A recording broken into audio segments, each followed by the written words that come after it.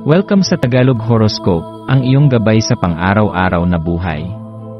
Hatid namin ang pinakadetalyadong horoscope na magsisilbing gabay mo sa pera, trabaho, pag-ibig, kalusugan, at swerte. Naway magtagumpay sa buhay ang lahat ng ating tagapakinig at subscribers sa buong mundo. Maraming salamat sa pag-subscribe at tanggapin ang siksik, liglig, at umaapaw na biyayang hatid ng Tagalog Horoscope. Ito ang iyong pang-araw-araw na horoscope para sa Sagittarius para sa Abril 23, 2025. Ang araw na ito ay may dalang kakaibang enerhiya ng pagtuklas at paglalakbay, isang temang likas na likas sa iyo, Sagittarius. Sa pagsapit ng Abril 23, yakapin mo ang diwa ng patuloy na pagkatuto at pag-unlad. Hindi lang ito simpleng panawagan ng kalawakan, kundi isang malalim na paalala na ang buhay ay hindi tumitigil sa iisang yugto lamang. Bawat karanasan ay may aral, bawat paglalakbay ay may hatid na liwanag. Hayaang hubugin ng kaalamang natutunan mo ang iyong mga desisyon sa araw na ito. Isaisip mong ang iyong katalinuhan ay hindi lamang nasusukat sa dami ng alam, kundi sa lalim ng iyong pag-unawa sa iyong sarili at sa mundong ginagalawan mo. Sa ilalim ng mainit na liwanag ng araw, mararamdaman mo ang panibagong sigla na parang isang bugso ng hangin sa disyerto, nakakapreskong damhin, ngunit malalim ang hatid na kahulugan. Hindi ka mapakali, ngunit hindi ito kawalan ng direksyon. Ito ay panawagan ng iyong espiritu na palawakin ang sarili mong mga hangganan. Ang kalikasan mo bilang manlalakbay, hindi lamang sa pisikal na anyo, kundi sa larangan ng kaisipan at damdamin, ay higit pang titindi. Ang bawat hakbang mo ngayon ay tila isang hakbang papalapit sa mas malalim na bahagi ng iyong sarili. Hindi ito araw para manatili sa komportableng lugar. Ito ay araw para yakapin ang pagbabago at lumangoy sa kalalimang hindi mo pa nasusubukan. Habang binubuo mo ang iyong araw, madarama mo na ang mga usapan ngayon ay hindi basta palitan lamang ng mga salita. Sa ilalim ng impluwensya ng Pisces, ang mga pag-uusap ay magkakaroon ng lalim at puso. Ang bawat pakikipag-usap mo ay parang isang ilog na may agos ng damdamin, hindi lang basta natutuyo, kundi umaagos patungo sa lugar na may pangunawang totoo at dalisay. Hinihikayat ka ng araw na ito na makipag-usap mula sa puso. Hindi mo kailangang magpanggap o itago ang tunay mong nararamdaman. Sa bawat bukas mong salita, may pagkakataong makilala mo hindi lamang ang ibang tao, kundi ang sarili mong tinig na matagal nang nananahimik. Maglaan ka rin ng tahimik na oras para sa sarili. Hindi ito paglayo sa mundo kundi pagbabalik sa iyong sentro. Sa katahimikan, maririnig mo ang mga bulong ng iyong kaluluwa, mga tanong na matagal mo nang hindi sinasagot, mga pangarap na baka nakalimutan mo ng pangarapin. Sa payapang sandali, mas madaling matukoy kung ang mga pinagsusumikapan mo ba ay tunay na nakaayon sa iyong damdamin at layunin. Magtanong ka, ito ba ang gusto ko talaga? Ito ba ang nagbibigay sa akin ng kapayapaan? Sa pagsagot mo sa mga tanong na ito, mas malinaw mong makikita ang direksyon na dapat mong tahakin. Habang sumusuong ka sa pakikipag-ugnayan sa iba, buksan mo ang puso't isipan sa mga posibilidad. Maaaring may mga bagong aspeto ng sarili mong lumitaw, mga bahagi mong dati tahimik ngunit ngayoy gustong magsalita. Ang mga usapan mo ngayon ay hindi lamang basta diskurso kundi daan upang makita mo kung sino ka talaga. Huwag kang matakot magsiwalat ng damdamin. Ang tunay na koneksyon ay nagsisimula sa katapatan. Ang bawat tapat mong pag-uusap ay parang ilaw na nagbibigay daan sa iyo para mas mapalapit sa sarili at mas maunawaan ang paligid. Pagdating sa mga aspeto ng buhay, bigyang pansin ang personal mong mga layunin. Ano ang mga bagay na gusto mong makamit?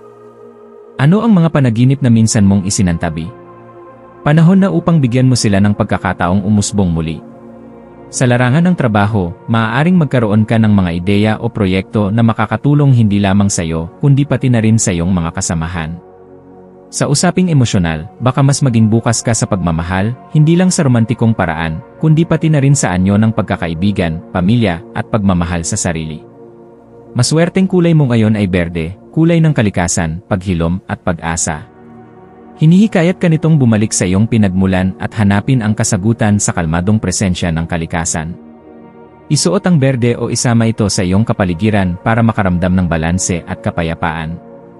Maswerteng numero mo ngayon ay 8, 11, at 25. Ang mga bilang na ito ay sumisimbolo ng muling pagbangon, inspirasyon, at pagkakaisa ng isip at damdamin. Ang maswerteng gawain para sa iyo ngayon ay ang pagsusulat, isa itong mabisang paraan upang maipahayag mo ang mga ideya at damdaming hindi mo pa mailabas. Maaring sa pamamagitan nito ay makahanap ka ng direksyon at kasagutan sa iyong mga tanong. Isang payo, huwag kang matakot lumalim. Hindi lahat ng malalim ay mapanganib. Minsan, sa kailaliman ng ating pagninilay, doon natin makikita ang ginto, ang karunungan, kapayapaan, at pagtanggap. Yakapin mo ang paglalakbay na ito ng puso at isip. Hindi ito laging madali, ngunit laging makabuluhan. Sa mga sandaling pakiramdam mo'y magulo ang lahat, balikan mo ang iyong sariling liwanag. Nasa iyo ang sagot, kailanman ay hindi ito nawala. Sa pagtatapos ng araw, tingnan mo ang lahat ng nangyari bilang bahagi ng iyong mas malawak na kwento. Hindi mo man agad makita ang buong larawan, bawat karanasan ay bahagi ng mosaic ng iyong buhay. Tumingin ka pabalik hindi para magsisi, kundi para matuto. Tumingin ka sa hinaharap hindi para matakot, kundi para umasa. At sa kasalukuyan, damhin mo ang tibok ng puso mong muling nabuhay sa liwanag ng pag-unawa. Ang araw na ito ay panawagan para sa mas malalim na koneksyon, hindi lang sa ibang tao kundi sa sarili mong pagkatao. Sa bawat hakbang, bawat salita, at bawat tahimik na sandali, unti-unti mong binubuo ang isang bersyon ng sarili mong mas buo, mas payapa, at mas matapang. Ito ang biyaya ng araw na ito, ang muling pagkilala sa sariling tinig sa gitna ng katahimikan ng universo. Maging tapat sa sarili. Maging bukas sa pagbabago. At higit sa lahat, maging mapagmahal sa sarili at sa mundong patuloy mong nilalakbay.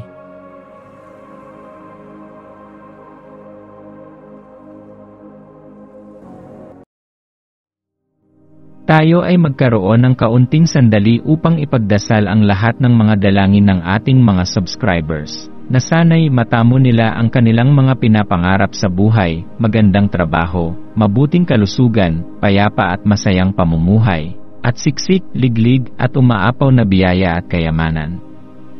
Ipinagdarasal namin ng mataimtim ang lahat ng mga komento sa nakaraang video, at hinihiling namin, Panginoon, na pagpalain mo ang ating mga subscribers ng masayang buhay sa mundong ibabaw. Maraming salamat po. Maaari kayong mag-subscribe sa aming channel na Daily Prayer, kung saan nag-a-upload kami ng pang-araw-araw na Catholic Gospel readings, reflections, at daily rosary reading para sa lahat ng misteryo ng araw.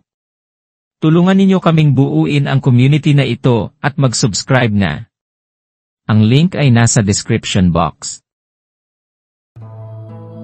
Maraming salamat sa panonood ng iyong horoscope ngayon araw. Naway gabayan ka ng mga bituin sa iyong landas. Huwag kalimutang mag-like, share, at subscribe para sa iba pang cosmic na kaalaman. Hanggang sa muli, manatiling konektado sa universo.